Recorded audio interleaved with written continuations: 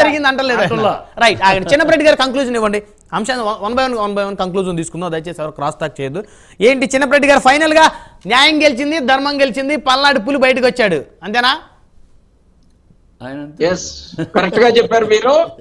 ఖచ్చితంగా ఒక పల్నాడు వాసిగా నేను చెప్తా ఉన్నా, రామకృష్ణారెడ్డి ప్రజల మనిషి, ప్రజల కోసమే బ్రతుకుతాడు అతను. 4 సార్లు ఎమ్మెల్యేగా అయ్యాడు అని అంటే ప్రజల మనిషి కాకపోతే 4 సార్లు ఎమ్మెల్యేగా అవుతాడా? ఇది చాలా ఒక ఉదాహరణకి. ఇందాక ఆమె మాట్లాడుతూ, శివపార్వతి గారు మాట్లాడుతూ ఏకపక్షంగా పంచాయతీ ఎన్నికలన్నీ కూడా ఏకగ్రీవాలు చేశారన్నారు.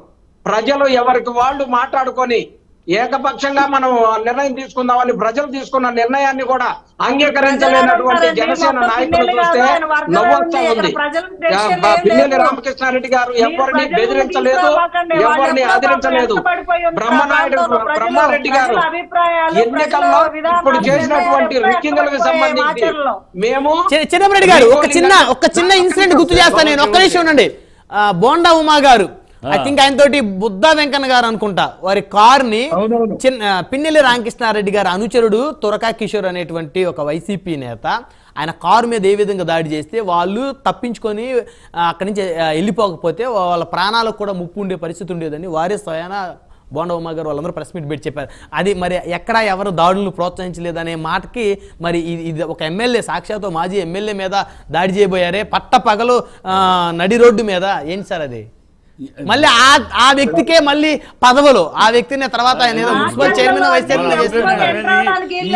వాళ్ళ ఆ నియోజకవర్గం పరిధిలో ఎవరైనా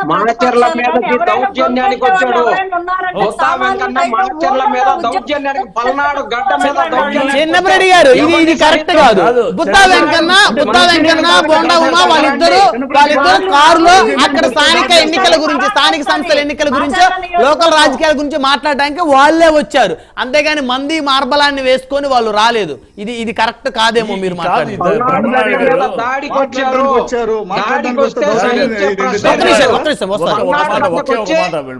పల్నాడు గురించి తెలుసుకోమనండి, ఎవరు ఇబ్బంది పెట్టరు.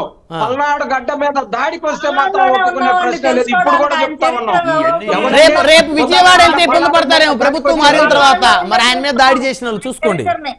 మన రాష్ట్రంలో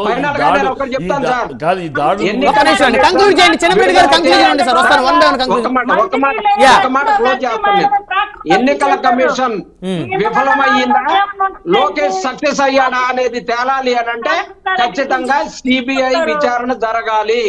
సిబిఐ విచారణ ద్వారా మాత్రమే ఈ వీడియో ఎలా లీక్ అయిందో తెలియాలి. ఎందుకంటే ఎన్నికల కమిషన్ మేము విడుదల చేయలేదు అని అధికారిక ప్రకటన ఇచ్చారు. సమయం లేదు. కంక్లూజన్ ఇవ్వండి. 1 by 1 కంక్లూజన్ తీసుకుంటా సార్ మీ దగ్గరకు.